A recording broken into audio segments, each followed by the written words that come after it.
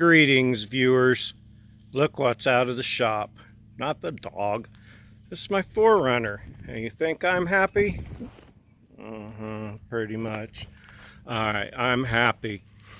My right side axle seal is leaking for some reason, which I put it in delicately and it was fine. I greased it. For some reason, it's leaking. That don't make sense. I'm sorry, left side one. The right side one was super hard to get. Had to source it from Toyota. It was $30, $31. Wow.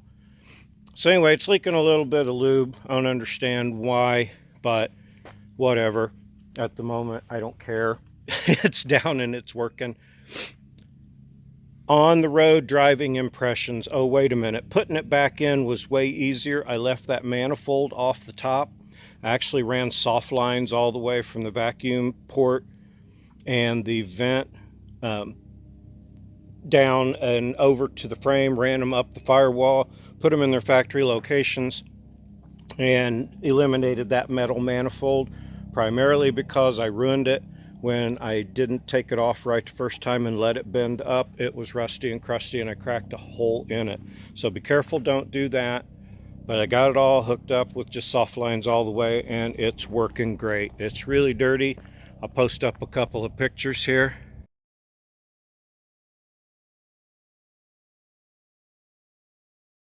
Out in my woods.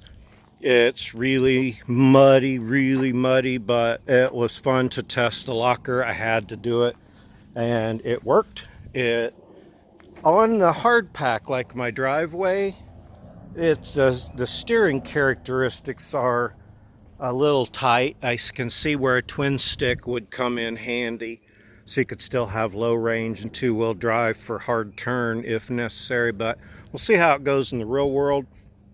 Out in my woods where it's all just smushy and muddy, the traction was phenomenal and the lower gears were way nice. On the road, the lower gears were way nice. Sorry, looking at my dog, not at my awesome truck. Sorry you had to see me in an angry mode in that last video. Boy, I was pissed. Don't worry, I got something coming that'll show how that's done. It is really a booger, let me tell you. Anyway, on-road impressions. Definitely has some characteristics when the front doesn't want to let go, or if it pops and cracks. And if you've ever had a lunchbox locker in the rear, it does it in front sometimes and they steer. Under hard acceleration, it wanted to pop almost every time, but if I took off, in turning, hard acceleration and turning, it kind of wanted to pop and pull the wheel. But if I was easy on the throttle and turning, it just click, click, click like the back one did and get dual clicking differentials. The driver's side tire, of course, is not on the ADD slip side like the passenger side. ADD, automatic disconnect differential, I think is what that stands for. Maybe not. Auto deluxe doohickey, maybe. That could do it. But anyway, the driver's wheel stays engaged in your locker and makes your drive shaft turn all the time. Now, when you're in two-wheel drive, your drive shaft's not turning unless you got an all-wheel drive option transfer case. I can tell when it's engaged. To me, it seems weird to drive around with your front drive shaft engaged, but it's no different than anything that's all-wheel drive. Maybe cause a little more drag, maybe cause a little more wear and tear. That's not something I'm concerned about. I got it up to 70 miles an hour. You could tell it was a little more vibraty than before. And I put everything right back the way it came apart. So it had to be that.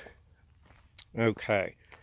Again, not bad. Once I got used to the characteristics of how it worked on the road in 5 minutes. So if you've ever driven a four-wheel drive on the road with lockers, you can figure it out real quick. Let's see. Okay, I unhooked my vacuum lines and went for a romp through my woods on my trail with this tire disconnected. So I only had three-wheel drive and it was always the driver tire, but I wanted to test traction, locker versus no locker. I'm bouncing all around here from street to dirt, but anyway, locker versus no locker. I did get stuck once and have to winch. And then I did get stuck in another place and had to back up and take like 6 tries at it. I come back out of my woods, which I got some pretty good trails out there, some good places to get stuck, and definitely need to winch sometimes. But I digress. I ran it in 3-wheel drive, got stuck real bad once, had to winch once. Come back out, hooked it back up, drove around with all 4 wheels engaged, drove right through both of those spots. And it's pretty soupy, slicky, muddy out there. Sorry, we'll stand on this side so I don't show my neighbors' houses. I won't most likely drive this long distances anyway. I will trailer it because if something major breaks, I'm not going to just take the chance. I'm planning on wheeling it hard and seeing what it does.